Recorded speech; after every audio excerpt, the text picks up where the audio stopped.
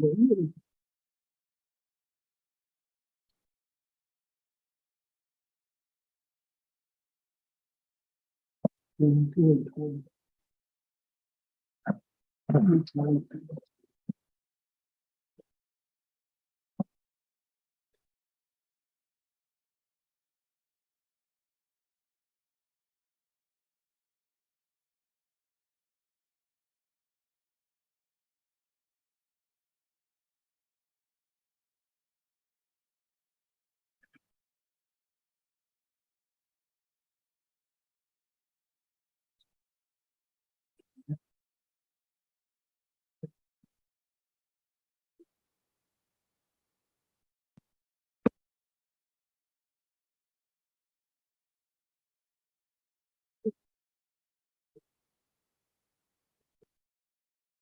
evening. We would like to call our October 10, 2022 regular board meeting to order.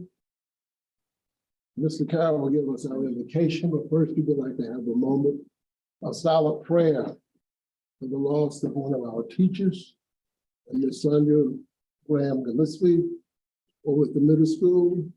And also, we would like to remember the staff and the students over there. Let us have a moment.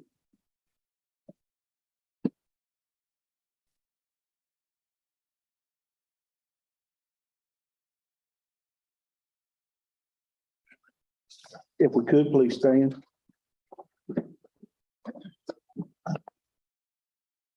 Dear Heavenly Father, Lord, we come before you today, thanking you for the blessings that you have already given.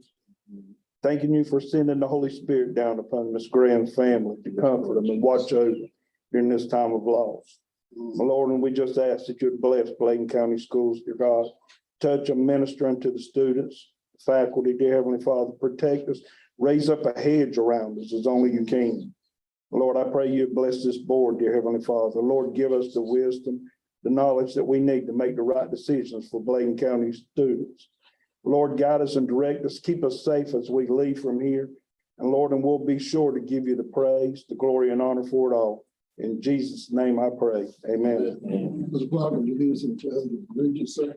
I pledge allegiance to the flag of the United States of America and to the republic for which it stands, one nation, under God, indivisible, with liberty and justice. Thank you, gentlemen. We would like to take a motion to adopt the agenda, please. I make a motion we adopt tonight's agenda. Second.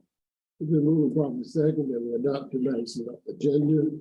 Seeing no discussion, we're ready to vote. All in favor, let it be known on the signs of aye. All opposed, ayes have it. Can we get a motion to approve the minutes of our regular meeting on September 12th and I'll call special meeting on September 19th. Motion to approve. Second. It's been moved properly second that we approve the minutes for those two meetings. Hearing no discussion, we're ready to vote. All in favor, let it be known by the sign of aye. Aye. All opposed, ayes have it, the motion carried. Now back to citizen participation, please. Thank you, Chair Brozier. We have one for citizen participation, Mrs. Charlotte Smith. According to Board Policy 2310, the first part of at least one regularly scheduled board meeting will be set aside for citizens to address the board through public comment. The speaker will receive 3 minutes to present comments. However, the public comment session will not exceed 30 minutes total, except by majority vote of the board. During the public comment period, the board shall recognize speakers in the order in which they have signed in. Substitute speakers will not be permitted, and speakers may not donate any portion of their time to another speaker. Board members will not respond to individuals who address the board except to request clarification of points made by the presenter.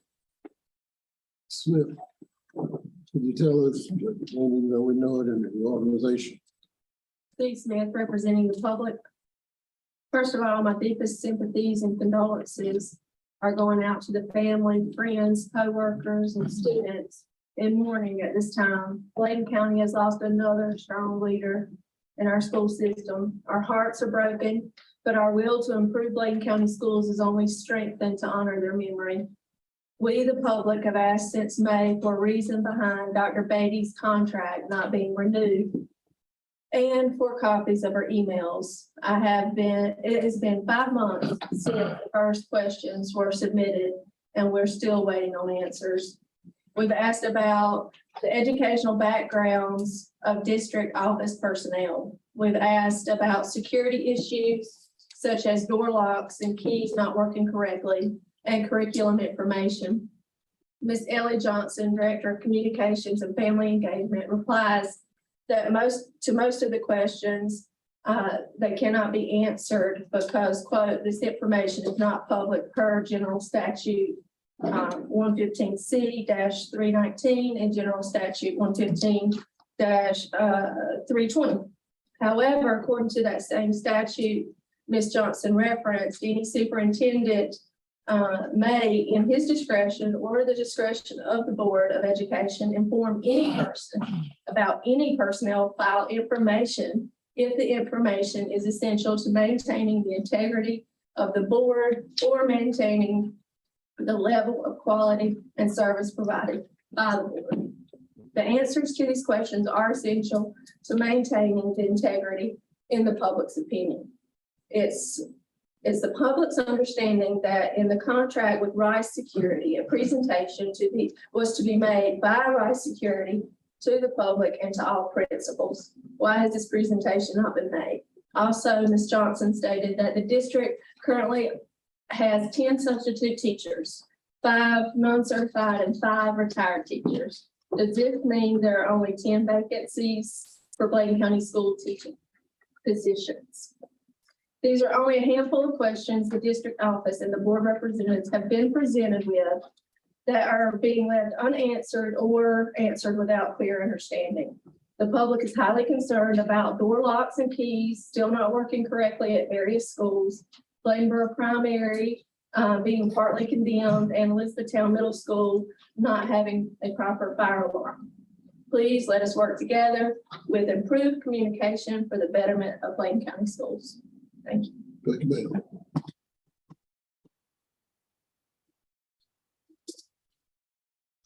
Ma'am, we got you.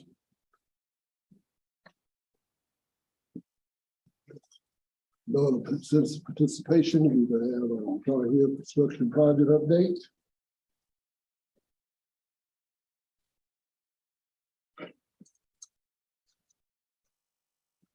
Evening, board chair, board members. I know, like, Good evening. I have a topic to bring to you tonight that's a puzzling one. I'm going to say as to why I do address it, and also, but needs to be informative and bring you up to speed of what we found and investigated on the site, and what options we have for you to address it.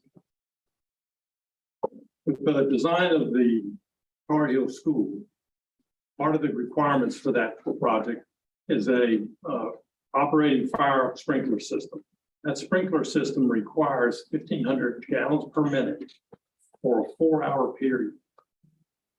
The current water system feeding Tar Heel School will not supply that.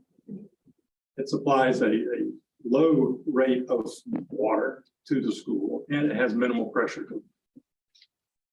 In correspondence that had taken place over the past year and a half, as we investigated why this issue was just being brought up, there's correspondence that was traded between the fire marshal's office and the architect's design team. That correspondence went back and forth with responses about what was required and what they could provide. Overall, the architect hung his responses on a letter he received from the office of the Bladen County Fire Marshal, saying that, and as I quote in item number 3,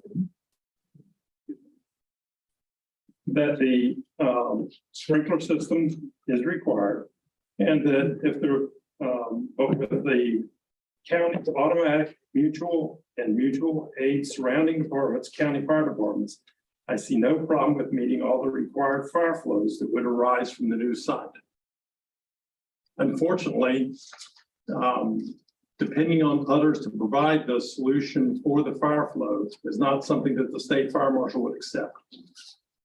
The state fire marshal's office made the requirement that the 1,500 gallons per minute was going to be required for the school.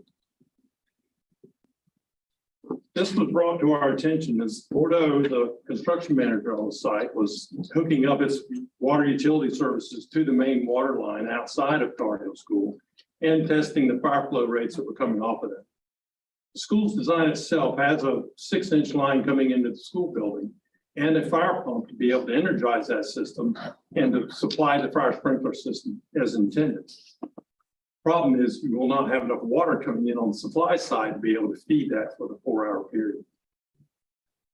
So with that, I asked for a meeting with the county fire marshals and with the utility department and with Bladen schools, Tar Heel schools designers to get to the bottom of who said what and when, what the letters addressed and what they didn't. And going through that investigation, it was clear that there was a loss of communication between the local fire marshal's office, the state fire marshal's office, and the architect. Architect thought he had solved the problem. State fire marshal said he hadn't solved the problem. And so in our meetings, we talked about then what kind of options we could look at to address this situation. I provided you some of the narratives in the PowerPoint presentation of the letters that came back and forth between the two groups in order to clarify some of the discussions. So option one. I can read through. Okay. In option number one, a fire tank solution is not unique. There are several counties that have fire tanks or elevated water tanks on their school sites. Typically, they're tied into a county-wide water system. About 3 years ago, I had a similar situation, same architect, in Pender County. At the Pender Lee School. The solution there was an elevated fire tank, or excuse me, a ground level fire tank that tied into the county's utility system because they had little or no water pressure out in that remote side of their county. So as we looked at the different options for Tar Heel, we looked at the ones that we had considered similarly in other projects. One is a temporary solution. The school needs to open at the end of next year. In order to do that, you have to have the water source available for the fire pump in order to feed the fire sprinkler system in order to get your temporary certificate of occupancy.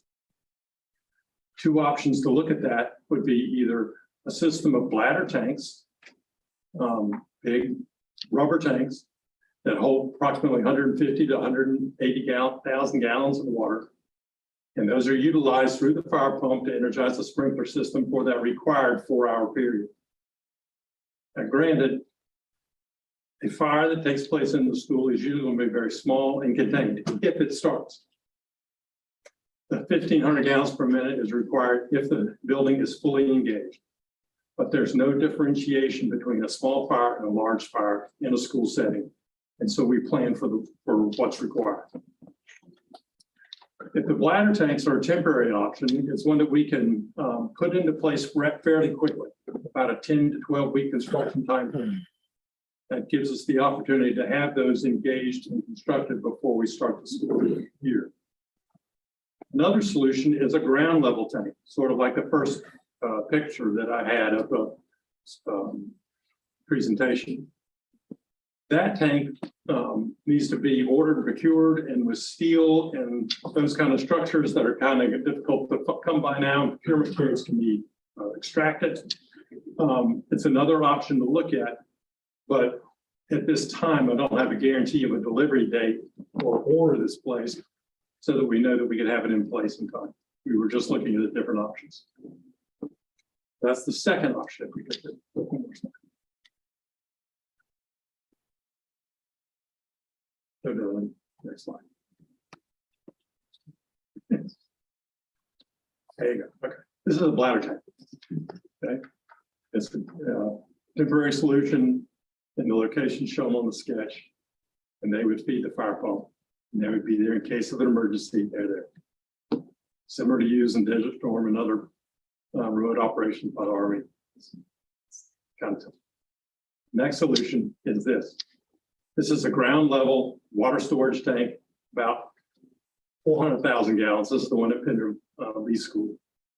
And the connecting utility piping, fire pumps, gates and valves, fire department connections, those kind of things. The next option, once we started discussing having to add this large tank out to the school site, And since there's a fire department building one lot away, it was natural to talk to the county fire marshal and say, is this an opportunity for a area-wide solution for water and for fire protection for the school? Similar to what we had done at Henry Lake.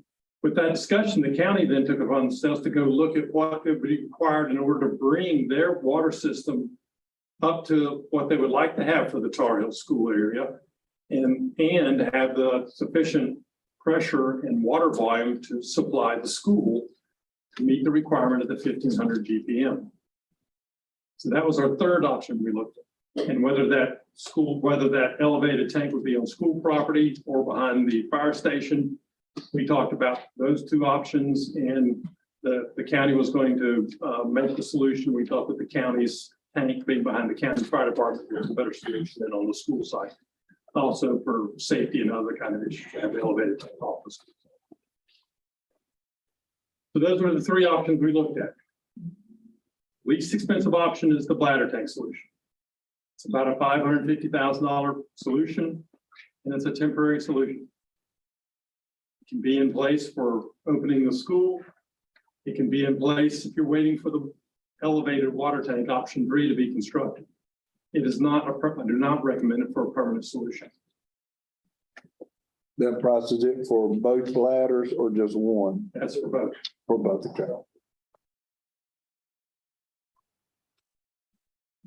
All right. Another item to remember with this is with the water that's in that tank, those tanks, they do need to be chlorinated. They need to be cycled. They do need to have some maintenance associated with them and refilling to keep the water quality so that it doesn't create or generate germs and algae and those kind of things growing in the tank. So there's an additional maintenance cost that you might have to address that.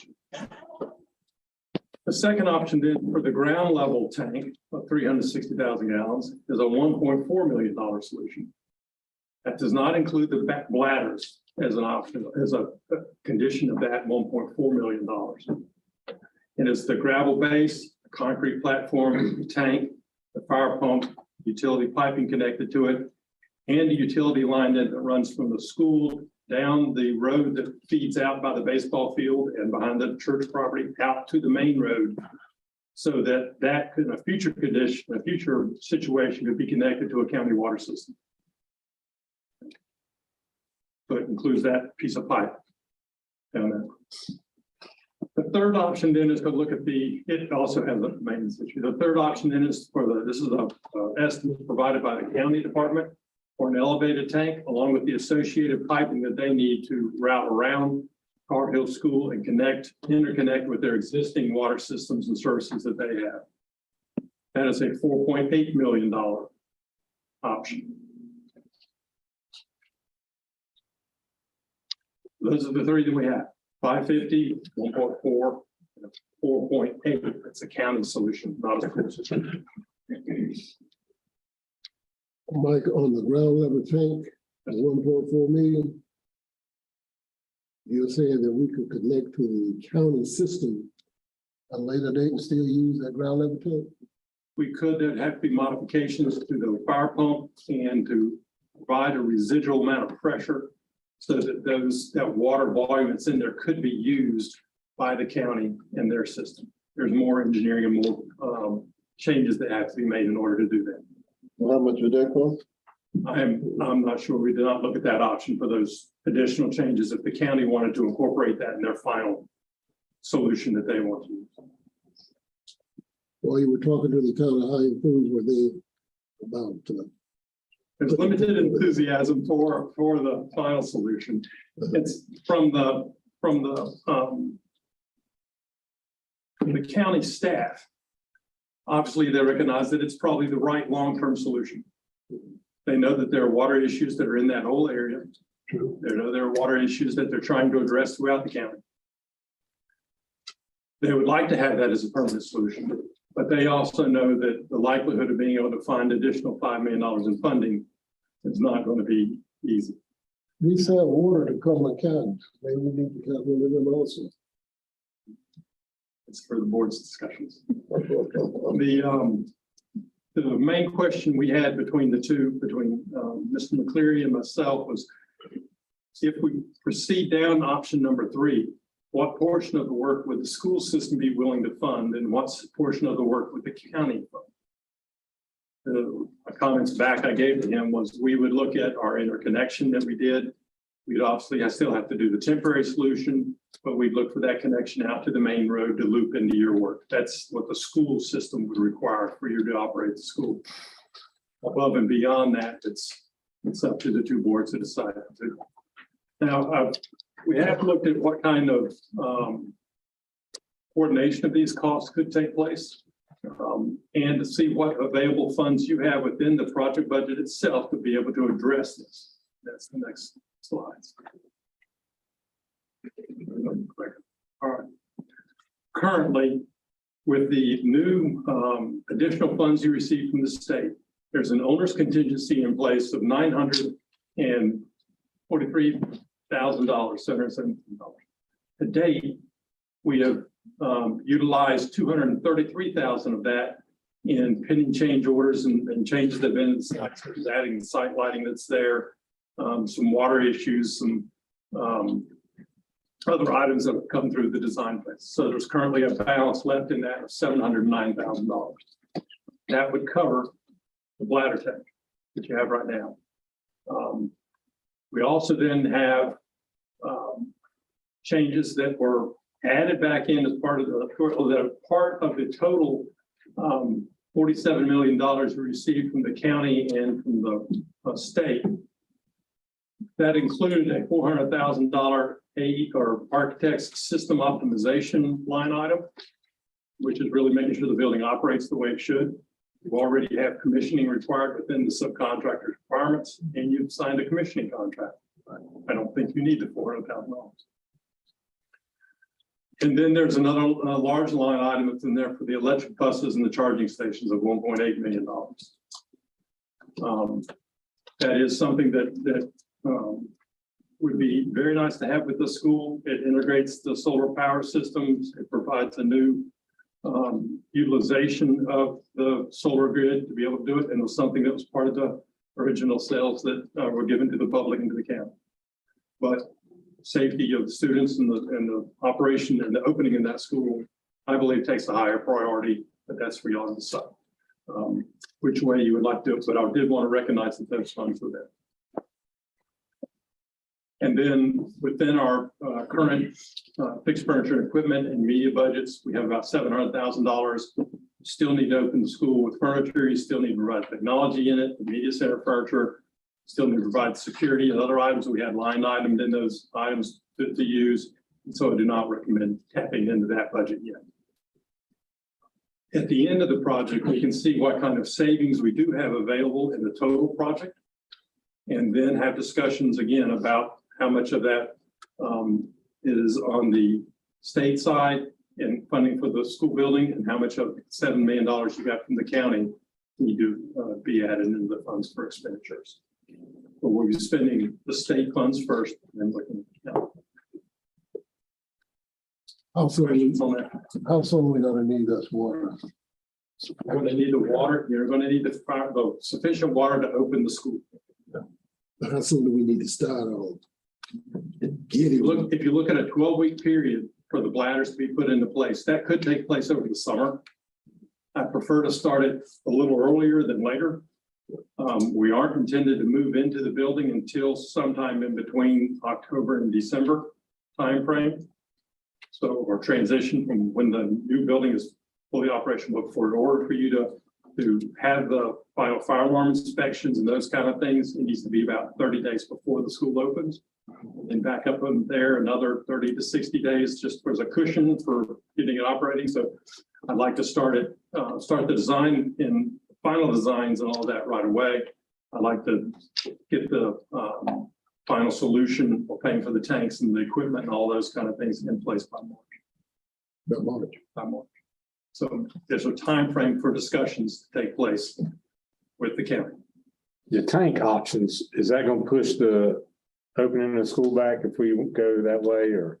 If I go to the ground level tank, that has about a 20-week period. for construction, so I need to move that again back. So the engineering needs to take place. I need to go ahead and see what kind of delivery I can get for that. And then as a cautionary side on this temporary tank, I'd like to be able to get the engineering finished for it, hopefully they're the same.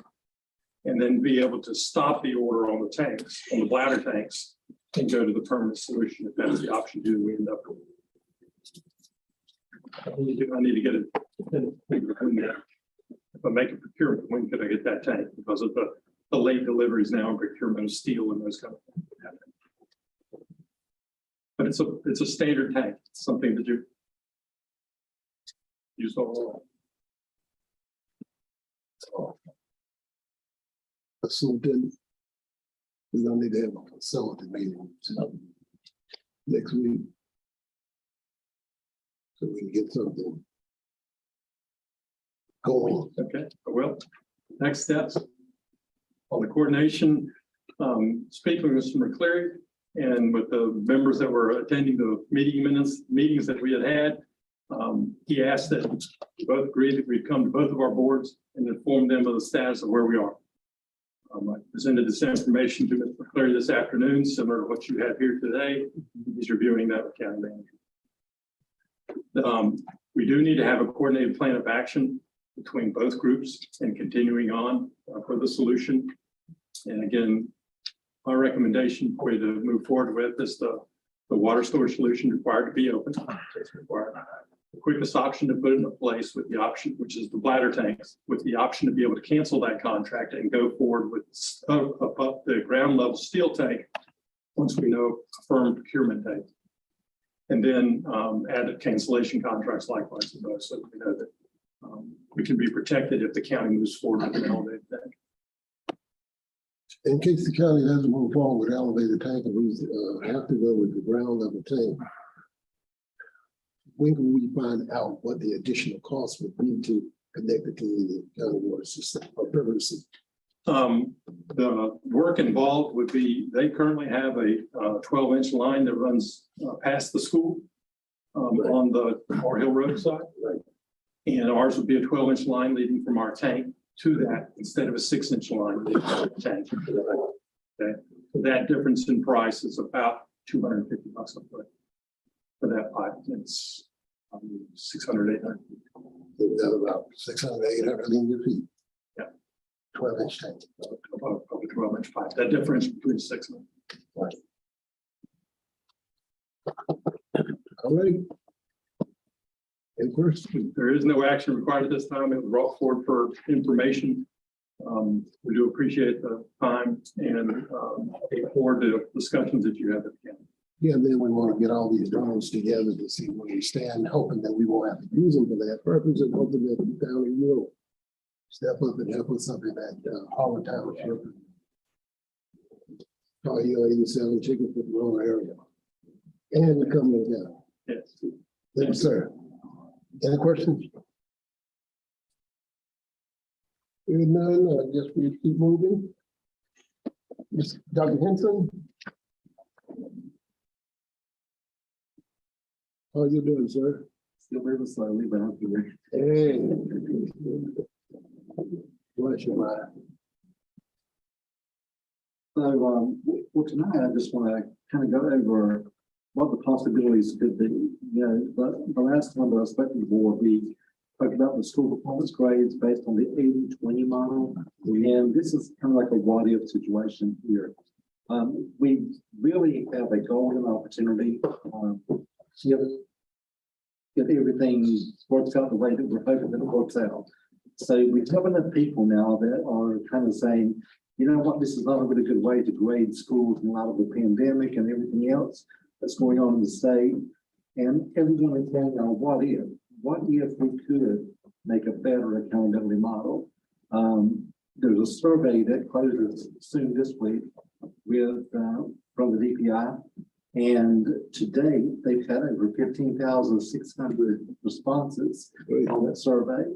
The second survey that received a lot of responses from DPI was about 1,400.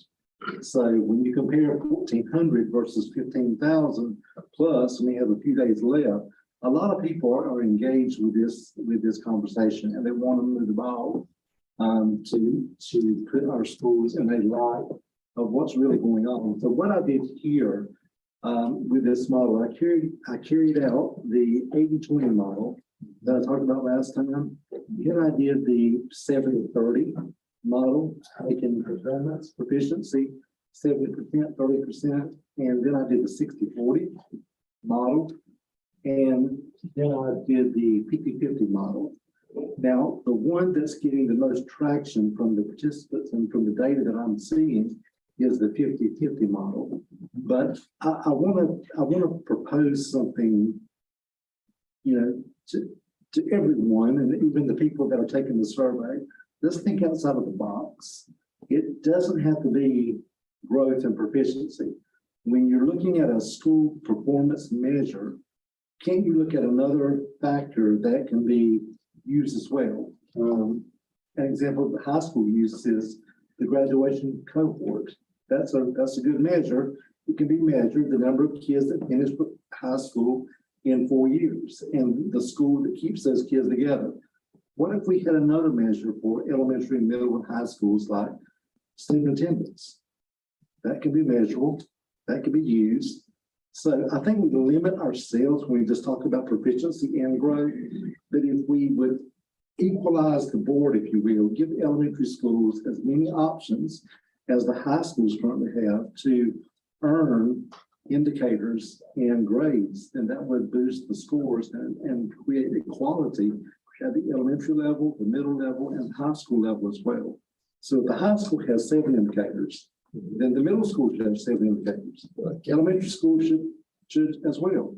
And I think we were missing the forest for the trees if we just talk about make proficiency 50% and growth 50%. Now, you will see on the chart that it definitely will change the grades of the schools if we went to a 50-50 model. But what if we went to a 50-50 model and had equal indicators for all levels of education? That would be really cool.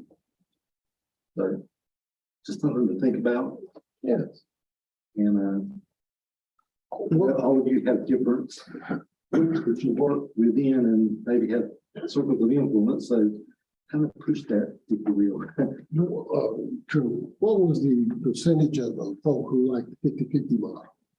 From one, I haven't seen official data, but hearsay, well over half wanted the 50-50 model. Some people, like the 70-30, not really, but the majority is the 50-50 model for proficiency and growth. Anything will be an improvement over what we have now. Great. The current model does not reflect what goes on in the building. And the current model is across the board all over the state. Some of the schools, I understand, in larger metropolitan areas are using some other means to measure. Yeah. Of course, we got more money than we have, but Here's the thing, though, Mr. Roger, we got to make sure that the equity issue is addressed, because like you said, the metropolitan areas, have newer schools more likely than we do in Bladen. We have some buildings that are 100 years old. Well, if you get points for how colorful the building is, that's not fair to a Bladen County. Charlotte Meg would probably love that, but when we choose indicators, we need to do something that's fair across the board and systematic statewide. But we got to be careful also that the measures are allowed in ESSA, because if we don't use indicators allowed in ESSA, then we're going to end up with 2 report cards, a federal report card and a state report card. Texas does that right now, and it's a royal headache. Parents have a hard time understanding, is this which report card, the state one or the federal one?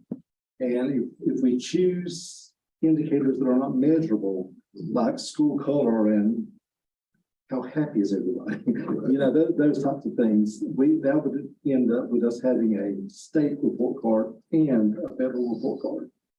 But let's all think outside the box. We must, The godsend. we must. Any questions, gentlemen? Yeah, I have one. Yes, sir. Mr. Henson, how does accepting the children play into this? So the exceptional children are counted based on they're put in a group together, all of the different disabilities are put into the exceptional children subgroup, if you will, whether they are going to speech services or whether they are severely and profoundly disabled. If you have that exceptional children label, then they're in that subgroup. So they also count for their ethnicity subgroup and also for the all student subgroup and for their decision whether or not they're in the poverty threshold or not. So that one test score will hit several different indicators. Could they take the same test as, Everyone except those students on the extended content standards, which are On the what? the extended content standards. Those are the children that are severely and profoundly disabled, and they would not receive a high school diploma. They would receive a certificate for attending school for 12 or more years. But everyone else, and that's how the 1% of the population, 99% of the population is taking the regular test with or without accommodations. So, Mr. Henson, I was under the impression that that was one of our problems, that accepting the children probably brought our schools down, but that's not the case. Yes, sir. That's right. Method in which we measure is really the problem. But if we think really hard, I think if we talk about the number of college courses that a high school offers, if we talk about the number of arts classes that we provide our children and make it proportional to the student body, that could be measurable, and it wouldn't be stacking the deck because we receive federal funds from Title IV to help us with the arts and those STEAM activities and things like that. So that would not necessarily be an equity issue. There are lots of things we could do. We just got to get the right people to realize it's not just about proficiency and growth. And if we can do that, we've won the battle and we can win the war. Okay. Now, with what you said, and the one that we are gonna entertain things outside the box. That's a very good question, Mr. Roger. We have to go beyond politics. We do that. Because every state superintendent for the past four cycles for sure, maybe 5, but the last 4 has said, I want to change the accountability model. And it becomes a really hot topic around the election time, but then it kind of dies off. Right. So we have this 80-20 model that everyone hates, but no one has the gumption to try to make a difference and make a change. That's why we're hoping that you're gonna give us an outline on it so we can really push to change it because it is a problem. I agree. And we are measuring our education system wrong. Yes. And the issue with North Carolina is twofold, because not only would we have to get the federal government to approve our new indicators, which we could if they're measurable, but we did have to convince our legislators to change the model also, because in 2019, the General Assembly wrote the accountability model into legislation.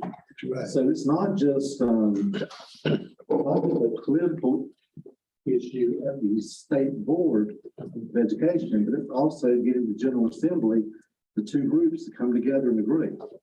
And they don't agree that much lately. Right. So it's going to be an uphill battle, but I think it will make a significant impact on our schools and schools across the state if we would pick up the charge. Indeed it would, sir.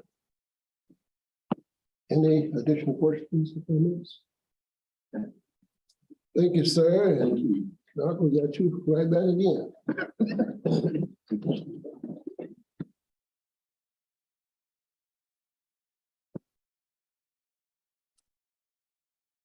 Thank you, Chairman Rhodes, or board members. Information item 7.03 is the low performing schools requirements and timelines. Do want to share this with the board as it relates. There are some specific things that need to take place as it relates to schools that have been identified as low performing.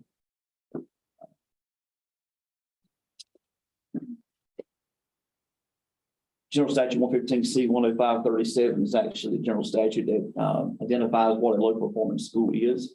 That is one that's received a performance grade of a D or an F, and a school growth grade of meeting growth or not meeting expected growth. So if a school has been identified as a low performing school, there are two ways this can be done. There's two pathways. There's a low performing school pathway, and then if the district is recognized as low performing district, Bladen County is not a low performing district. So we fall under the individual schools plans.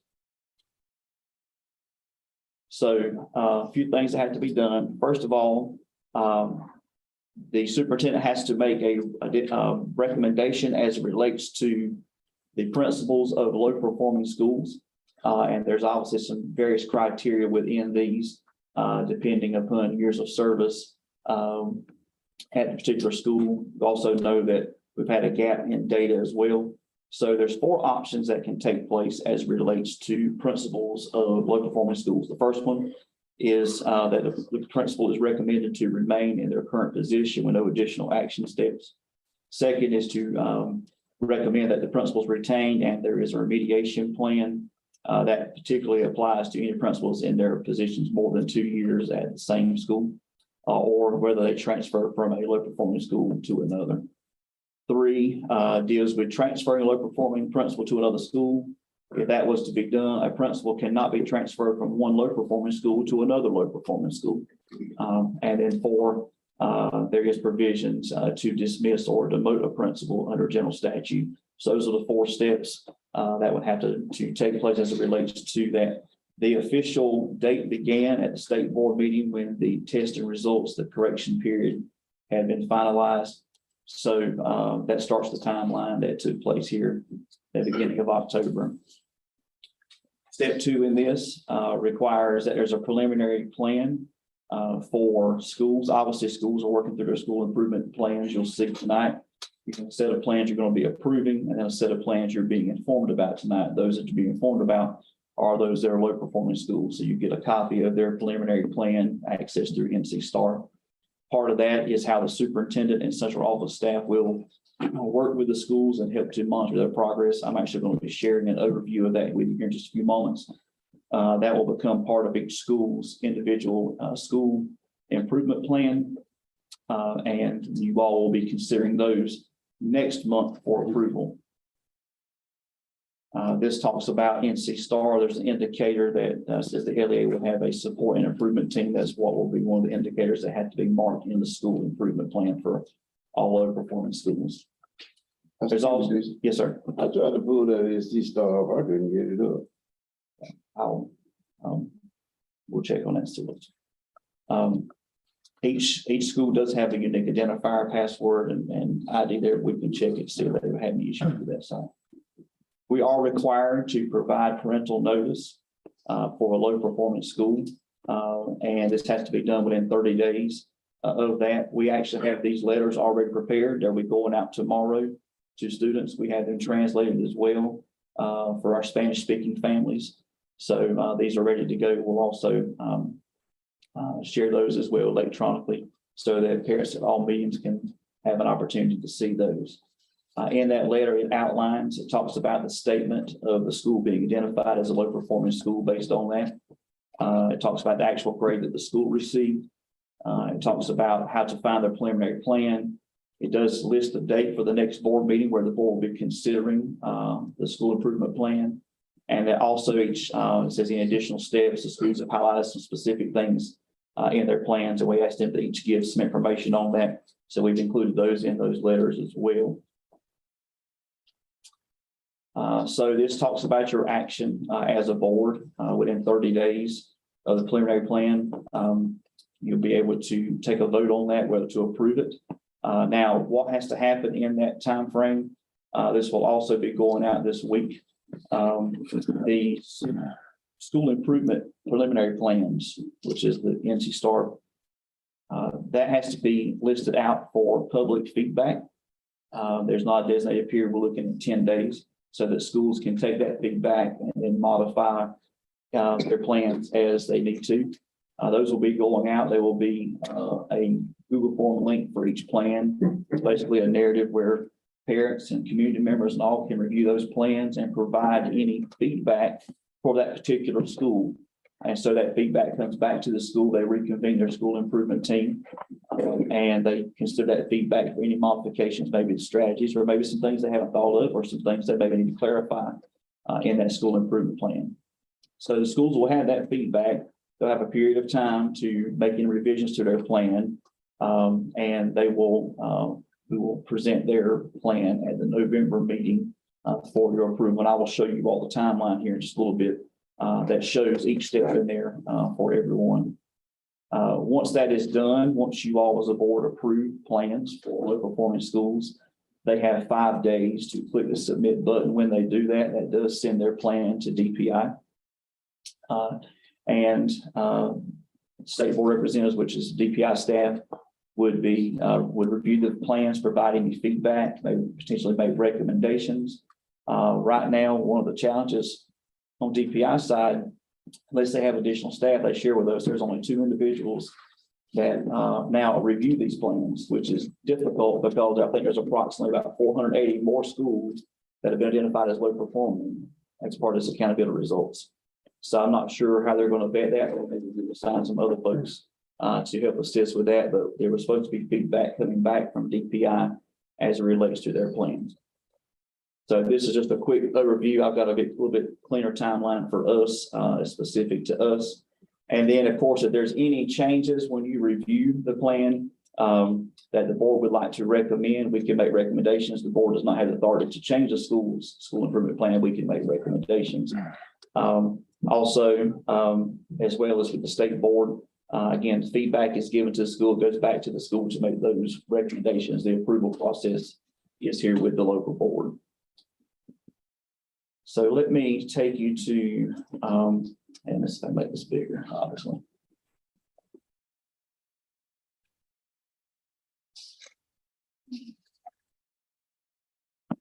So we had the initial plans and presentations for all schools. That was those that in preliminary status, as well as the ones you'll be approving tonight. And the feedback form will be going out. Our target date for that is tomorrow, as well as the release about those and the letters. There's a 10-day window for feedback, the 21st. This gives the school an opportunity of about 2.5 weeks to make any revisions. They would submit those here back on the 4th. We would get those to the board in a week in advance of the meeting. The board would approve those at their next regular scheduled board meeting, and then there's a 5-day window for them to submit that. So this kind of makes a little bit of a clearer timeline for us. One thing I'll share as it relates, I'm required to share with you an overview of the district improvement plan. As you know, we just recently adopted our strategic plan that is based off the NC STAR indicators for school districts. So one thing we have started, and it actually models the same process. We should model the same thing we're asking schools to do. District is doing the same thing. We have gotten our NC STAR active. It has not been active for some time, but it is active now. And so we have marked our strategic plan indicators in there as well. And we're asking special low performance schools to also reference the district indicator that their plan falls in as well. So the core requirements for the district improvement side is that schools will implement specific strategies directed toward academic proficiency and academic growth based on the individual plans. Schools will develop goals around performance and growth measures. So depending upon what their areas are, again, as Dr. Hanson alluded to, elementary will have a separate set of criteria versus middle versus high. We do not have any high schools identified as low performing. So these are in K-8 buildings that we're looking at. They will include the information in this part here will be a part of their plan where we will be working with them to help monitor their progress. And then the schools will align their strategies to the district strategic plan which of course is the district's improvement plan. The alignment for this, I want to show the connection with you all here. Schools have this indicator in their NC Star B101. Basically says the LEA has an LEA support and improvement team. Now, the new term is PSU. They have not updated that. We used to be local education agencies. We're now public school units, which was the acronym that was used many years ago. But that has not been updated in the IndoStar system. So we're still using LEA and PSU interchangeably. The district's indicator, we have written the same way, is indicator B04. And again, the same terminology is there. In our strategic plan, which is based off IndoStar indicators, B2 says that the district examines existing school improvement strategies being implemented across the district and determine their value, expanding, modifying, culling as evidence suggested. So that evidence would be any instructional data that we would get from any systems, or as we also look at grades, attendance, MTSS process, various factors that may be in there that we could look at. So specific implementation strategies, the core of the district's improvement plan are those indicators that we have. So again, we now have alignment between district indicators, school-based indicators, strategic plan. We have established a district improvement team to help provide supports and to monitor progress. So we have designated basically it's a sub group of our full district admin team that is working as a district improvement team. Even beyond that, we have assigned a district administrator support coach to each low performing school. So this has been obviously something we feel is going to be very helpful. So they will have a dedicated district administrator working with them and collaborating with them. We'll all be supporting them, but this will have someone designated to help them through this process.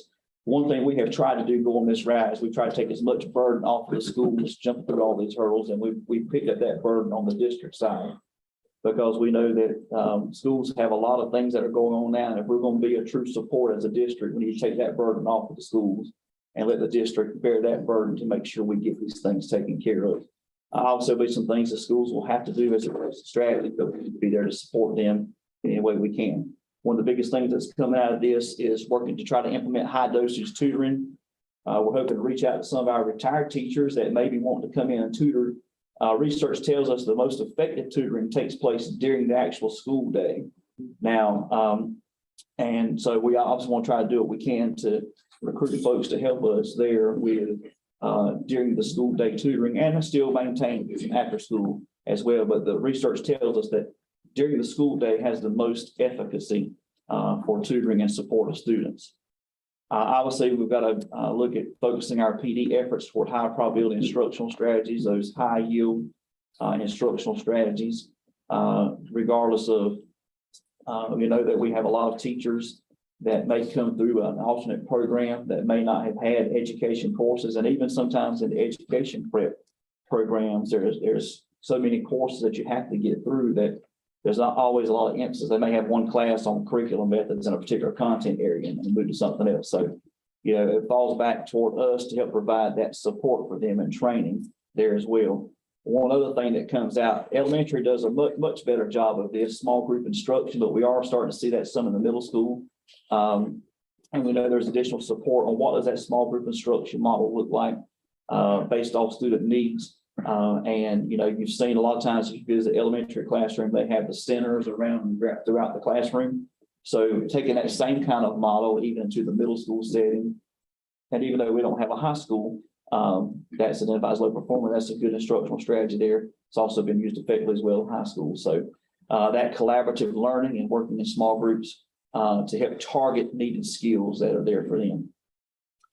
And of course, any other research-based intervention strategies that are important, because we've got to be sensitive to individual student needs and what those are. It's not going to be a cookie cutter approach for every child. So what we utilize is our data and support to inform what it is that particular student may need.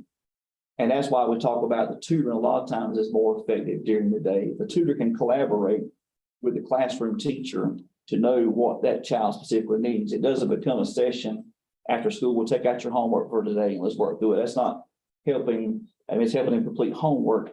But if you're targeting the actual student's need, where is that deficiency?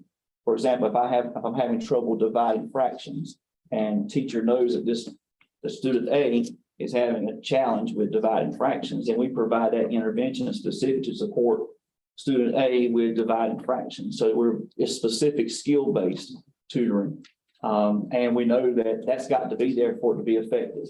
Just completing a homework sheet with someone there to work through problems, if they're not understanding how the process of completing a problem, or maybe where their issue may be, they may get partway through the problem and they're skipping a step.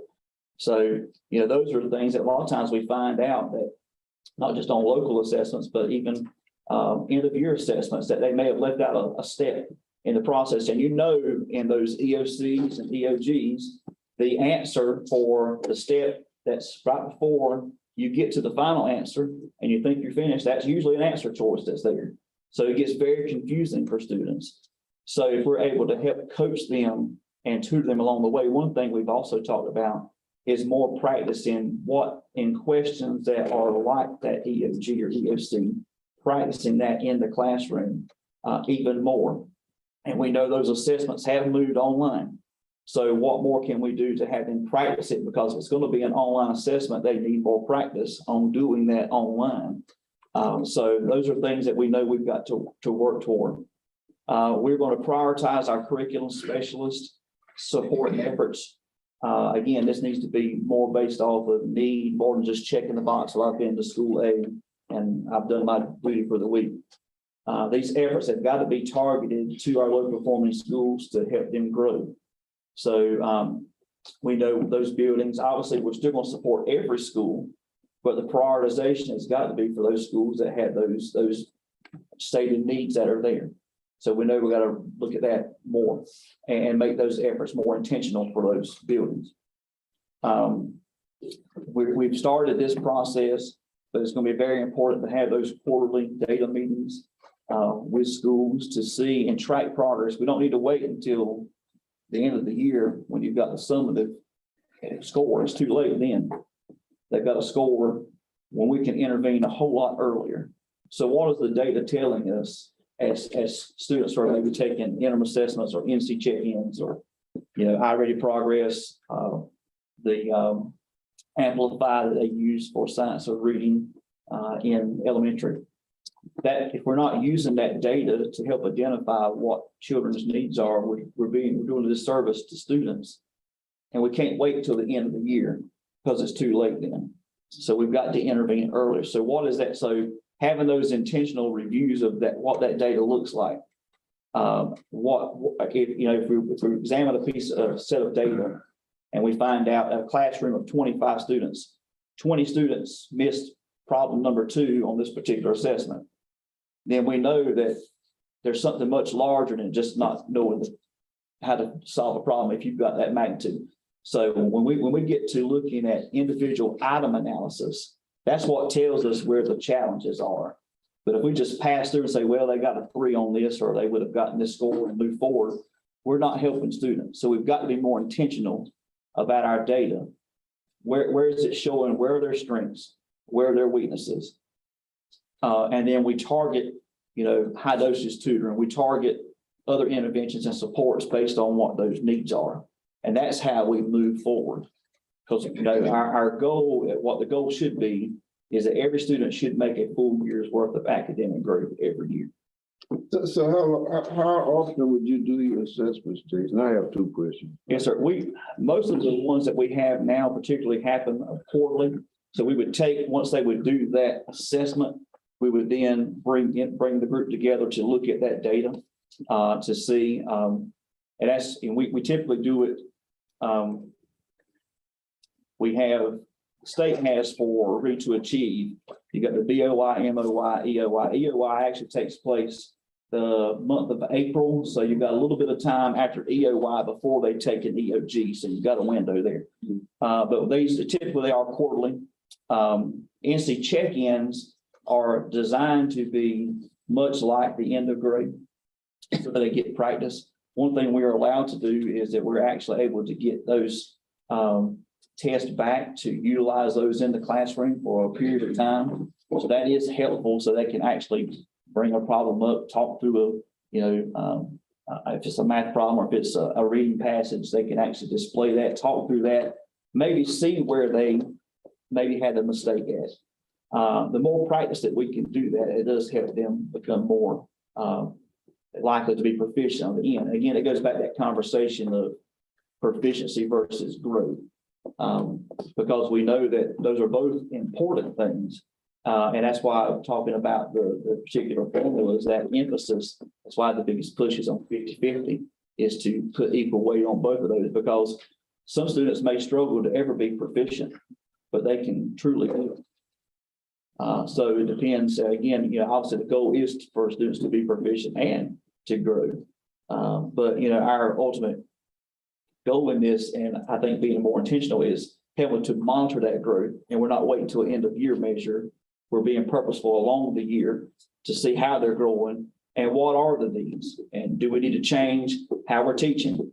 There may be in a building, there may be two teachers on the same team. One teacher may have a stronger skill set than the other in one area and vice versa. Could they not flip their groups? We got to think out of the box on how we do, because everybody has special gifts and talents and abilities, even in the content area. So if someone's stronger teaching a certain thing, could we not do that as well? So, being intentional about that, but we've got to be serious about the data, because we're not going to improve if we don't get serious and intentional about our data. And you said you had a list of administrators at the low performing schools. Yes, sir. I mean, do you have it? Yes, sir. Okay.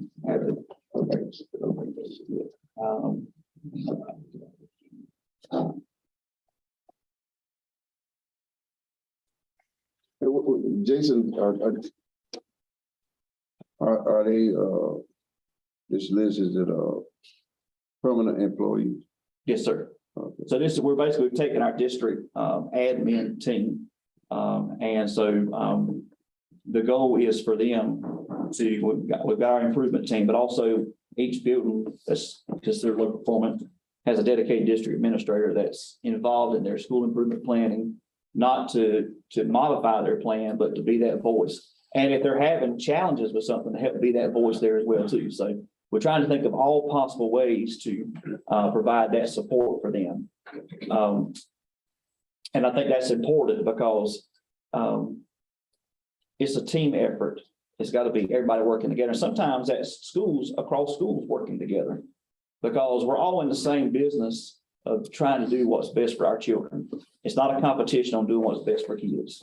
I know sometimes they say some competitions help them. We know that is, and we get certain things. But when it comes to doing what's best for kids, we're all in this together. They're all of our almost 4,000 kids, including our pre-K, all of them belong to all of us. Even though they may attend separate schools, they all belong to all of us. So it's our duty as a district and as a team together to think out of the box, be creative, be purposeful and intentional to do what's best for them. Regardless of what school they attend, every child deserves to get the best that we can give them.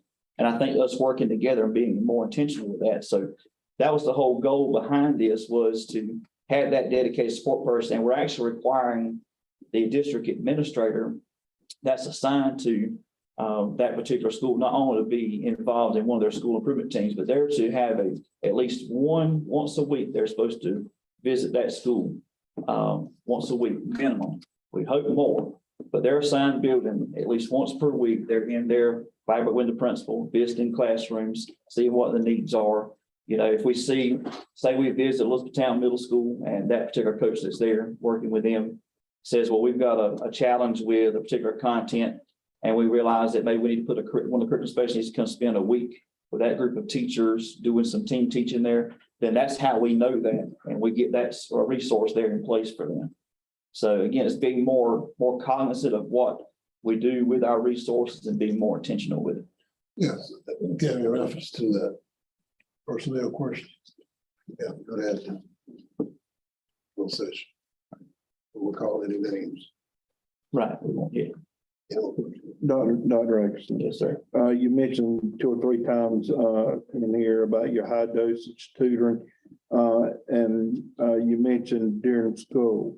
So do we have a number of days per week that we'll pull that child?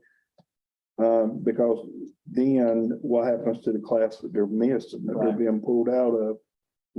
What's going to keep them up to date on that class? Well, one thing that we, obviously we need to try to be sensitive to that, scheduling toward their needs. And also one thing that we think about is, because of all content areas are important. So, a lot of times typically we have a, minimum 90-minute block for reading, 90-minute block for math. That may be a 30-minute if they're doing some independent activities that particular student or group of students may go to work with that tutor for that 30 minutes. So that's built into that literacy block schedule, most like they would do with small group rotations. One of those rotations may be working with that tutor. So we would try to embed as much of that we could into the actual classroom. So maybe those folks could go into the room, maybe be one of those centers or part of that small group rotation.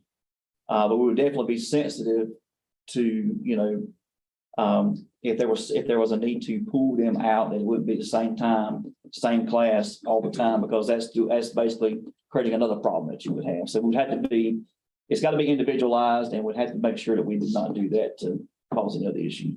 Jason, they got this data, right? Then there's ability to tutor the child during class hours. Did they say how it was done? That's what I just read some general statements. But I think, a lot of, it's got to be, if it's going to be effective, it's got to be based off of skills versus just, I'm meeting a particular standard. Because we can say standards all day long, but if we're not addressing the child's need of skills, what skills are they needing? Where's the deficiency? Or maybe if it's not necessarily deficiency, it may just be an area of weakness, may not be as strong. So what we do to help coach and build those skills. I think that's a lot of where sometimes tutoring is not always used most effectively. That's why I kind of shared the example. Sometimes, we sometimes see in some after school programs, not saying necessarily here, but you hear, well, I'm gonna work on my homework. Well, if you're not addressing the skill that they need, then we're just complete homework. And all homework can be practiced.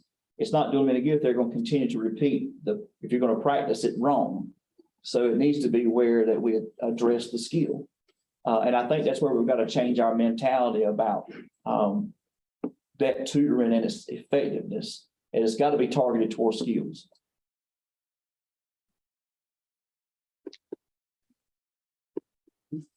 Couple other things that we've got to work toward, and we'll be calling a curriculum committee meeting shortly as well too, is that we know that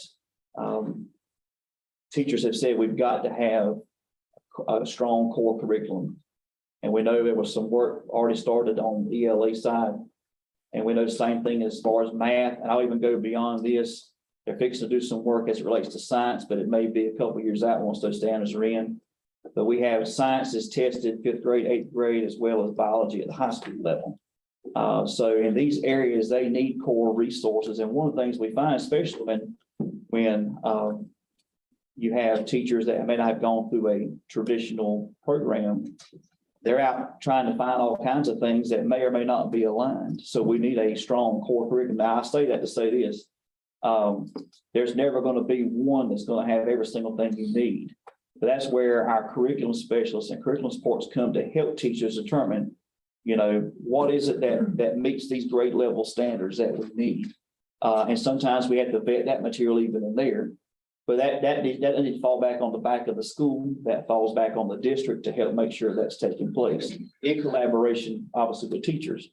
But we know that is something they need because the core has to be delivered to every child. We know core is part of that. When you look at the matrix, 80% of that it needs to be core instruction. And we know that they've had reading wonders for quite some time, and there's been some gaps there. One thing that gave us pause, obviously, was not knowing in terms of alternate assessments that the state may be looking at. They still haven't released that. And our concern is not putting more on teachers as it relates to another instrument. So we were trying to see what they might come out with as an alternate assessment to amplify. But we know that we've got to, get a core resource. Now, we know that right now our elementary actually up through, our fifth grade, so that's our first level in middle school, are going through a pretty intensive training with letters. And just in talking with some teachers, and that committee is actually meeting tomorrow again, teachers are coming together after school. You know, and in the perfect world, you would spend a lot of time on PD when you start kicking off a curriculum program, and that's very important. But, you know, balance that with the need to have the resource. You could always do the follow-up professional development.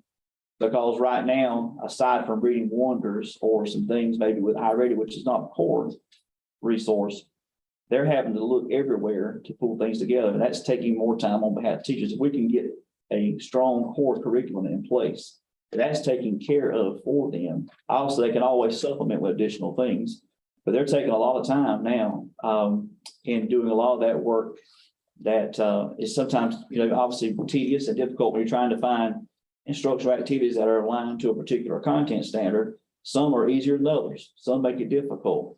This will ensure, if we can adopt a core curriculum in those areas, that we know that we want something that's going to be aligned to North Carolina content standards. There's no reason to get something if it's not going to be aligned to our standards. We also know that pacing is important. And that's something where we've missed the mark as well. I'm just being open and honest. When I look at where we are, you know, not every classroom is going to follow the same time frame every time. But if we can work to identify, obviously we know what standards are in that particular content to be tested on that year. But if we help teachers with the pacing on that, and that's done from the district level to support them so that, you know, we say by day 40, we should potentially be at this place, and we help them guide through that work. It also lets us help vet that core curriculum with them and help not only say that, not just give them books or online resources, say, here you go, you got it. But that guide actually identifies the standard. It gives them the pages. It gives them links, everything that a teacher would need to be able to deliver core instruction would be right there for them. And that's some areas we've got to work on that we do. So through this process, and that's not just for low performance schools, this is for everybody. And it's needed across it's needed across all content areas, and it's needed across K-12. And you know, even though this plan specific to low performing, we know there's some needs even at the high school level with some of their tested areas: biology, math 1, math 3, English 2. So there's resources that they need as well. So we know that we've got some things that need to be done. We have a good opportunity now to potentially leverage some of our ESSER dollars and others to do that. But we're, you know, this is all important, and it's a part of not just for low performing, but we know it's a need for everybody in every school, because we can't lose sight of our non-low performance schools. And I hate using labels because all of our schools are doing a great job. This is a measure that says they're low performing. Oh, can we all do better? Yes, we can all do better. But our folks, and I've encouraged principals, and even when I talk with educators in the classrooms, as I'm visiting schools, you're doing a great job. We're working hard. We give our best to students each and every day. That's what we should be doing. And so we know that as we see things, even though it may come up in a process like this that needs to impact everybody, it's not going to do any good for us not to be intentional about the work we're doing. We've sat for too long, and we don't want kids to suffer for us not being intentional. The district has to be intentional in the work it's going to do. If we want to see academic growth in Bladen County for every single child, we have got to be intentional about the work that we're doing. From the superintendent to principals, to assistant principals, to all support staff, all teachers, cafeteria, maintenance, everybody, bus drivers, everybody has an important part. I tell people that everybody, regardless of what your job is, has an important part impacting children, board members, all of us. And we take that commitment very, very strongly. And I tell folks that, you know, we have a great opportunity to impact future. I want to see, I tell you, and this is from my parents' heart. I would want for every single child in our county to have the same thing I want for my own child. And I mean that from the bottom of my heart. And I think we should all have that mentality. Every child deserves the best that we can give them. And we know we don't have an a checkbook that can pay for everything we need. That's when we go to advocate. And I'm just thankful that folks have been so receptive on this survey. And I'm thankful for Blade Online helping to communicate that, and also Ms. Johnson and we said, please fill out this survey. We encourage schools, fill out this survey. We've got to, that voice has got to be heard. And yeah, there's some things that the state needs to do. You know, we've been sitting here waiting on Leandro for all this time, talking about that disparity between urban school districts and rural school districts. When you look at it, we don't have access to some of the things that we need to have access to. But it doesn't stop us from our mission, doing the best with what we have, because we have some very, very strong people in our district that are doing great by our children. And we've got new folks that have come on board with us that are learning and growing. They're committed to their professional growth, which I think is important. But we know that we've got to do things differently. And you have my commitment. I think you have the commitment of all of our district team. You have the commitment of our school administration. You have the commitment of all of our staff, that we recognize that that's a need, not just for these low performance schools, but for everybody. So we appreciate the support you all give us. And we know that we're going to work together so that every child has a great opportunity to grow and be something bright in their future, whatever path they go. And that's been one of the challenges that we've said has always been such a push. You got to go to college.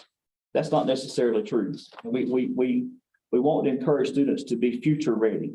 If they choose to go to college, then support them in that. They choose to go directly to the workforce, support them in that. They choose to go directly into a trade school or a 2-year community college program, let's support them in that. If they decide to go into the military, let's support them in that. It's our job to give them the skill sets. And I think with us being intentional to this, we're going to where those skills are needed for them to be successful. We want, when every child graduates high school, they have the skills necessary to be successful in whatever path they take in life.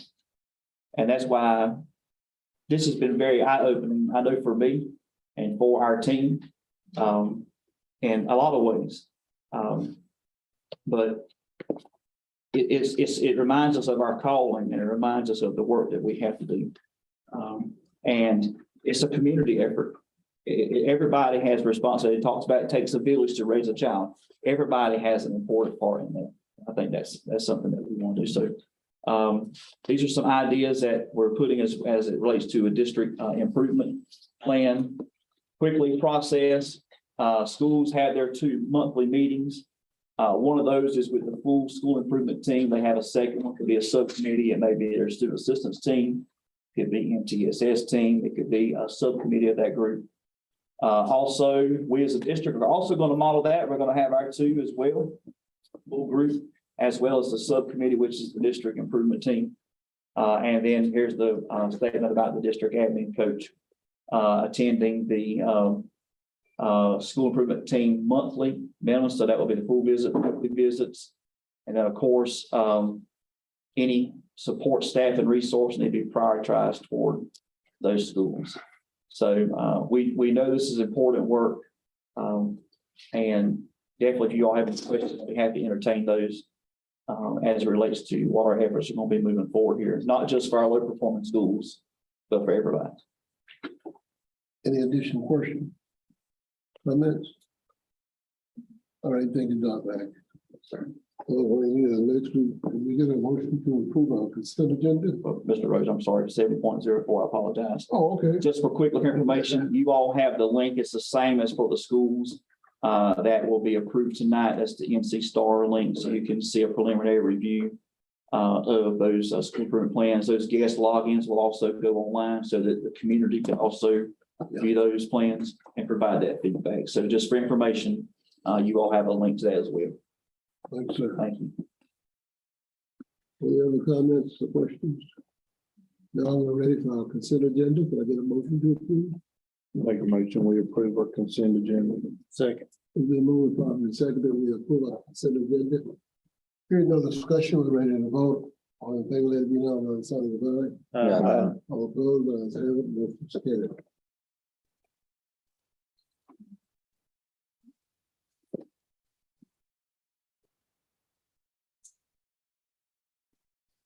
Good evening, Chairman Rozier and board members. On Mhm. behalf of the leadership team, I would like to request that you approve the following school improvement plans.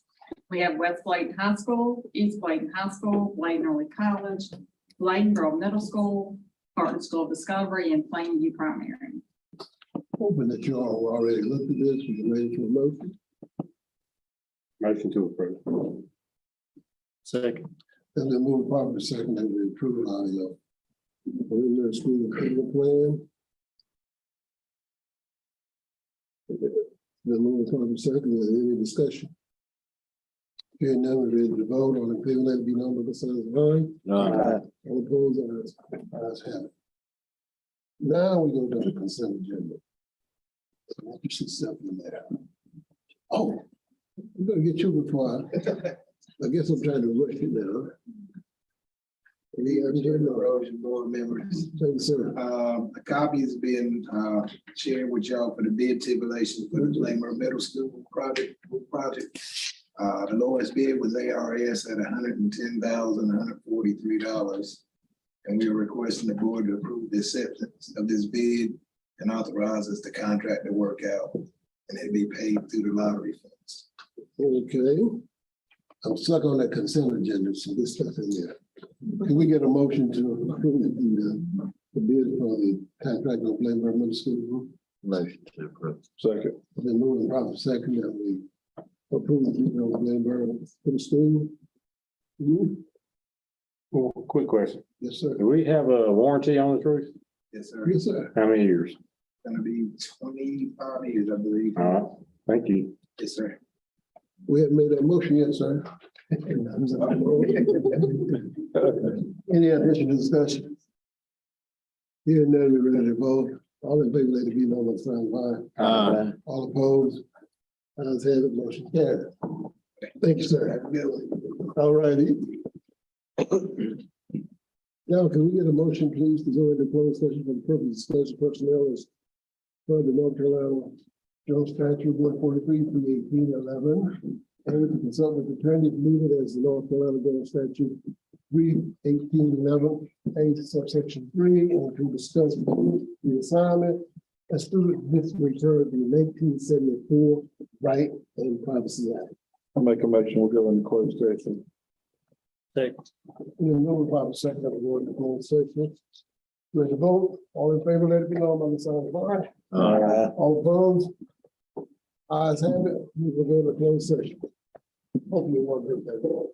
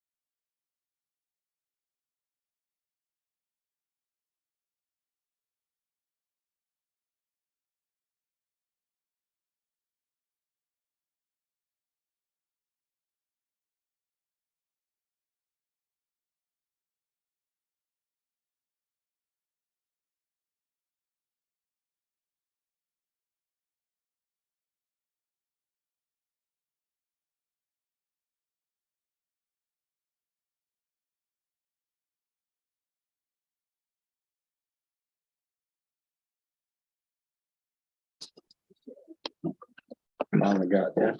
I make a motion to come out of closed session.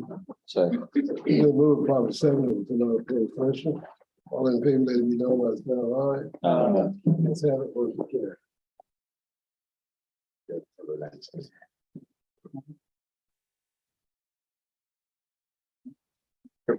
I recommend you approve the personnel action item list 8. Is there a motion to approve personnel action item A? So. Second, if we move properly second, that will approve action item A. All in favor, let it be known by saying aye. Those opposed, ayes have it. Motion carried. Recommend you approve the action item list B. I make a motion, we accept. List B.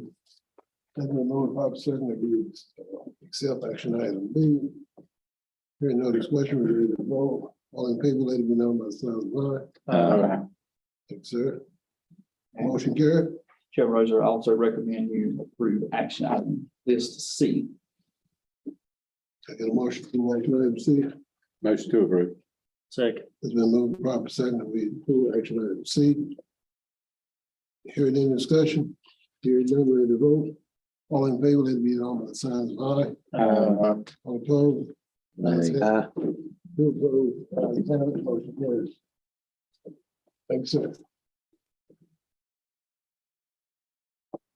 Chairman has no report that we have already talked about. Board members? I have one, if you don't mind, Mr. Rosen. Board members, I have a issue with our bus routes. And I would really like for the board to consider, we have several routes that are down dirt roads. We do not pick these children up. It's a shame that these kids have to walk from their houses and stand at the end of the roads, no matter how cold it is, no matter if it's raining. We got less buses on the road, so it should not be a problem to be able to go up in these dirt roads or down these dirt roads, pick these children up at their homes. Some of them have to walk by all kinds of houses, and it's unsafe. And I would like for the board let's look into this, that we need to pick these kids up. I agree. And talking about the bus drivers, I was called today about bus drivers say they gotta go around and get addresses for the bus routes and stuff. We have, they should be given that. I told her I'd mentioned it in the meeting tonight, see if we get, I mean, we should have that already, shouldn't we? I would think that we should already have the bus route. I'll have Rich speak to that. I'll have Rich, would you mind?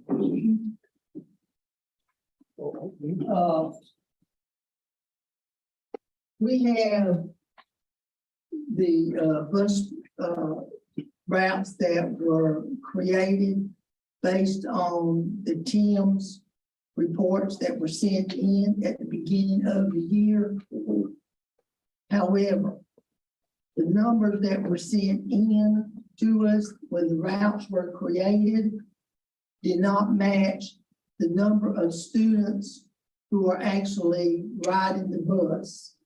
So in order to align the actual student riders on the bus, we sent out what's a student ridership list.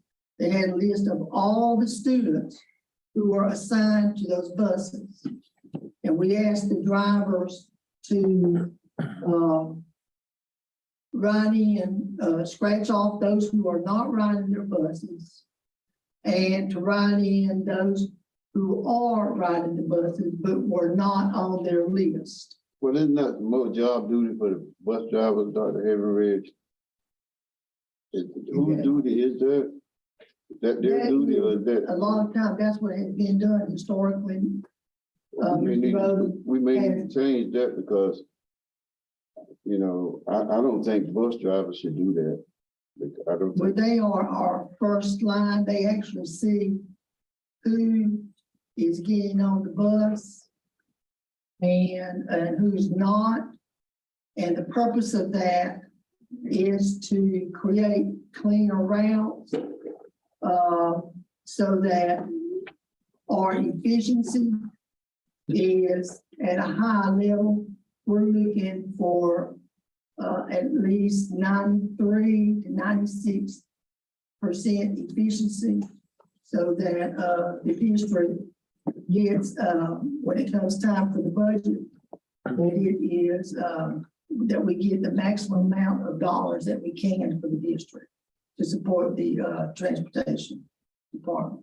So is that affecting picking up these kids down these dirt roads? Some of the dirt roads, that the buses are not going down on private roads.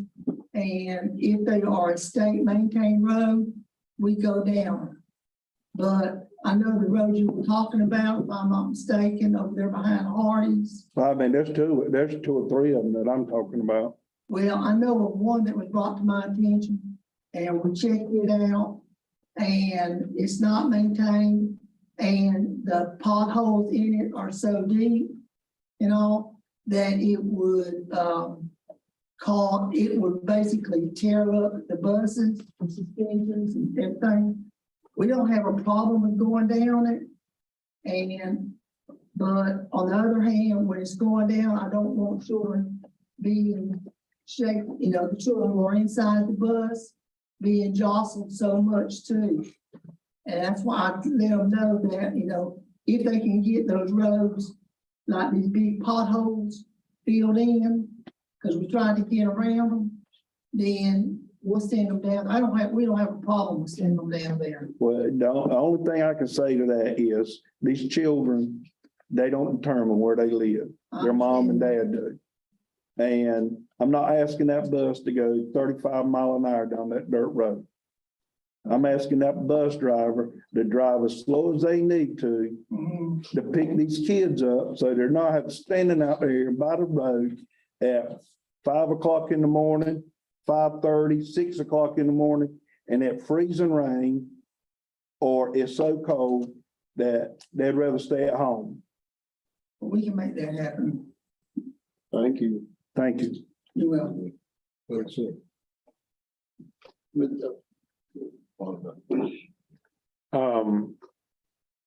Ms. Harrison, any word on that hurricane money? Can we use it? I am not getting any responses. I emailed DPI again, Thursday. Today's Monday, Thursday of last week. Still have not got a response. I've called and left 2 more messages and still cannot get a response. Okay. My answer is Keep if they're trying. not responding, then we can use it. And any word on the air filtration systems for the locker rooms? Yes, sir. I actually have a report. We have actually signed the proposal with that. They will be installed hopefully soon. We signed it with Smith and Sons Heating and Cooling. We actually also added the middle schools as well. So it's going to cover all the locker rooms, middle and high school. How many bids do we have on that? We've got, it didn't have to go through a formal bid process, so we got quotes on the actual systems. And the price that we got was for the systems and for installation. So, you know, we could look for quotations on actual equipment. So this will not put our maintenance department having to install that. So we didn't go through the bid process. It doesn't have to go through the bid process for that amount. It's less than 90,000. So you can do quotations or informal. Now, how much was it again? It's $53,055, and that's for 24 units. So it'll be 2 in each locker room, but that does all middle and high school.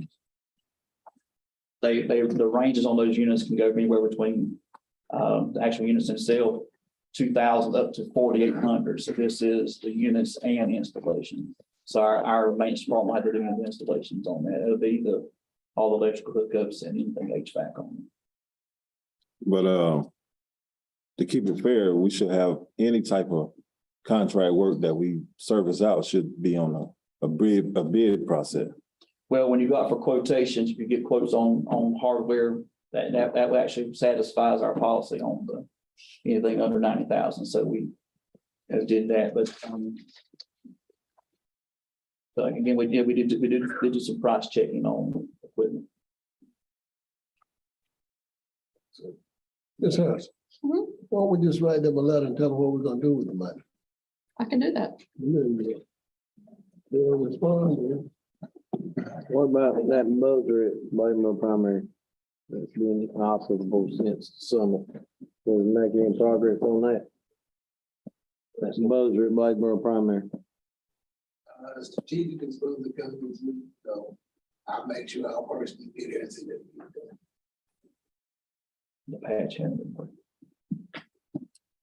And I assume the press box deal with the baseball and softball fields, or you got it? we'll Okay. talk about that here. We need to go on and get them tracks done, but we do all that stuff y'all got in your mind. Well, I'm gonna share my updates and things facilities committee talk about with everybody. There's a list of list and probably some more things on there we need to do. But I can go ahead and repeat this report. Just reminders for everyone, Thursday, October the 13th is an early release day for students. And that's for our traditional schools. There'll be professional development for staff in the afternoon, so students will be dismissed. And we put those days back in there because our teachers traditionally, we've had a lot of required work days, and sometimes you have to have those.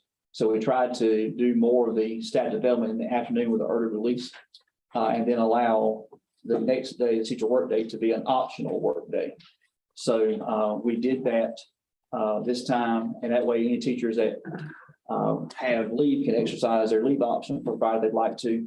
Plus, a lot of times they wanted more time to work in their classrooms because they're being pulled into training all the time. They didn't have a lot of time in their classroom. So Thursday's an early release day. Friday for traditional schools is going to be an optional teacher work day. So there'll be no school for students. There'll be an all call going out on Wednesday to remind families of early release on Thursday and Friday.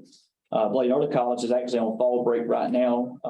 They go through tomorrow. Students come back to campus on Wednesday. So they're really aligned with the BCC calendar. So that lets us know right there that that's the kind of work out good. In the perfect world, there's been some discussion on priorities. You probably would have got an email, or will be getting one from School Board Association. Calendar legislation is back on there again. And with the new passage, State Board did a policy on College and Career Promise, the CCP program. So that again is forcing more for having similar calendars. You know, we've done some work on ours. It's a shorter first semester with the exams before Christmas, but really aligning our work toward the community college as well to help support students in that. So that's something that's part of that. So we've already got early college on that calendar. We're hoping that we can work toward some other schools as well. I just want to give you all an update from the Board Facilities Committee met last Monday. There's several things that were discussed. A couple of them have come out here as well. This is probably not an exhaustive list, but we have a lot of things that need to be addressed. And some of these things have maybe been going on for years at a time. But for whatever reason, you know, obviously when you're working with a budget, you have to prioritize things. And I think that, you know, there's several larger scale projects that's a little small. I just want to share a few of those things that came up. And of course, with the hurricane discussion, there's talk about, you know, we do have water damage to the East Bladen parking lot specifically. And that was something we were trying to work on, potentially with getting a contact back with FEMA that may help us with that, because there was some discussions about that previously. West Bladen also as well has some parking issues, but East Bladen is in the worst shape of the two high school parking lots. If we had to prioritize those, East Bladens would need to be replaced first on that. The multi-purpose buildings at Bladenboro Primary and Elizabethtown Primary, the committee discussed last week going ahead and getting together a request for proposals for architectural design for those. So we're going to move forward with that and get that out to see what comes in. We do know that we talked about additional classroom space for those two schools. Elizabethtown Primary also needs a larger cafeteria. So for those two facilities, we would look toward doing that. As you all know, the $900,000 that was in the capital outlay was going toward high school debt retirement. Around $580,000 is going toward Tar Heel payment. That still is about 320, give or take. I don't have that final amount there. That could be put toward the construction of these two facilities. But again, the county would have to borrow that. The school board cannot borrow that money. It had to go from the county, and then that appropriation would come there. So we would have a better picture once we get design in on what potential costs would be for those two facilities. But they are very much needed at both of those elementary schools. The volleyball court at Blair Middle School also came up with the concerns with the netting and safety there. Tennis courts at both East Bladen and West Bladen. There's some pricing that has come in on that. I think it's around, Mr. Lennon, correct me if I'm wrong, one of them is 350-some thousand, one's 370-some thousand. If I'm correct. 395 at West and Okay. 398. Correct, 395 and 390 for those. Also the tracks at East and West Bladen, we are looking at potentially, if there's a possibility, there is the option to do some capitalized things in ESSER. That you have to tie back if it is used by their physical education courses or walking track. That may be an option for that. That would not go against the district's budget, operating budget. It would be those ESSER dollars. So Ms. Harrison is checking on that possibility, and that may be a project that can go there. The walls of the auditorium at Bladenboro Middle School with moisture that's coming in there. There is some concerns on that part of the building as well. That's not being used right now by the school. The auditorium, I think, can have very, very small usage at this point, but we do know that there's some concern there and what could be done to stop that moisture penetration from the outside in there. And that's coming through that type of brick in that wall. There's pores that's coming in there. We also discussed middle school athletic facilities.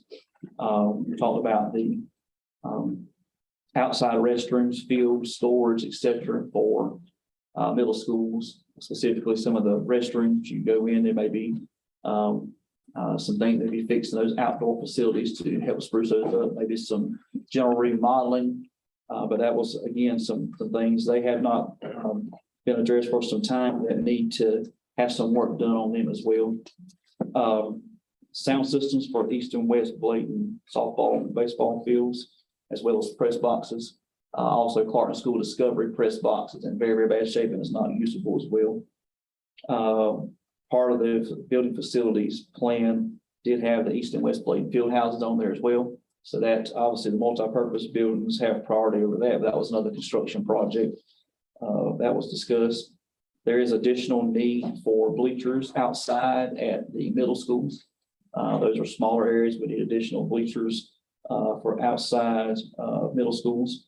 We do have some concerns. There's some breaking seats at East and West Bladen's main gym and those bleachers. So we've got to look at if that's going to be a full replacement or replacing the seats in there. But that definitely is some concerns. Also, the inspection, I think it was this time last year, don't quote me on that, but it was done, cited that, as well as the wooden bleachers in Bladenboro Middle School and Clark School Discovery gyms. They recommend replacing those as well because of safety. Elizabethtown Middle School gym is actually our largest venue in the county. It's used quite a bit for various things. We've had graduation there. It's worked out well because when we were at East and West for graduations, families had to separate. Some had to go to the auxiliary gym. Some had to go in the main gym. Last couple of years, we've been able to have everybody in the same facility so families can sit together and actually be able to increase the number of tickets for each graduate as well. So we're looking at some things that maybe need there. The floor has been redone over the summer there. But if we're going to use that facility as also the community as well, do some upgrades there as it relates to the curtain. We've had to rent sound system for the last couple of years for graduation. So maybe installing a sound system there as well, and the lighting on the stage. We do have a lot of needs as it relates to painting in schools as well. And historically they had tried to be on a rotation, but that fell off for quite some time. There would definitely be a need to put contracts in that painting because we don't have a lot of painters on our maintenance team, obviously. But that is something there. One thing we're looking at too, there is a type of paint that we discovered that may have the antibacterial paint if that's the case, then that could qualify potentially under ESSER as well. So again, kind of look at all options, how we could maximize that. Also, there's a need for expansion of electronic locks and some other things there as well. So that's not exhausted. That was just some of the things that came up in the conversation. But we know that we've got the difference in the high school payment that's available potentially in capital that would be account request to the county. You also have the sales tax revenue that they have held. Mrs. Harrison, it's 1.2 million, I think they said, that they have available as well. So definitely time on some of these things that we can try to maximize, but and again, I'm sure there's probably other things that they need to come to the table on that as well, but those are some of the things that had come out in the facilities committee. One thing as well, the facilities committee wanted to look at is our facility use policy. And there's been some things that were shared in upcoming, in a recent law conference concerning use of facilities. So we want to kind of study that and bring the recommendation back to the board when he gets some more information, consult Mr. Grady on that. The School Boards Association Conference, November 14th through 16th in Greensboro. So if you're interested in attending, please let Ms. Johnson know. This is National School Lunch Week. So I want to definitely take a moment to thank all of our school nutrition staff at in our schools, as well as our district support staff for the wonderful job they do feeding our children breakfast and lunch every day, and some even our supper program. All of our elementary schools also received a fresh fruit and vegetable grant. So we're excited about our students being able to have access to that. There is a state fund that was set up last year. The board approved it. Didn't come out until March because of the state budget last year. But it's through PRC 71 is supplemental funds for teachers. And so to qualify for this state supplement, you have to be a kindergarten through 12th grade teacher or instructional support staff. So guidance counselors, social workers, school nurses would fall into that category. Last year, the board approved equally distributing that allotment that we got. We're going to continue that again this year. This year, this is approximate. It looks like this will be in the October payroll that each person that falls in that group would receive from the state approximately $3,687 as a supplement this month. And so finance team is working toward getting that to the October payroll. And that's it's supposed to be a recurring. The amount changes every year based upon, I think, tax base and a couple other factors that they have in there. But that will be going to teachers and those qualifying personnel for the month of October. Also, we need to have a board curriculum committee. Right now, we've penciled in November the 7th at 5 o'clock for that. But we'll reach out to those committee members and see if we can make sure that works for everyone. We'll also, as shared, we'll need to get another facilities committee meeting set up as well to discuss the things that have come up regarding Florida. That's all I have for tonight. I'll make a motion with adjourn. Board meeting. All in favor, let me know on the side.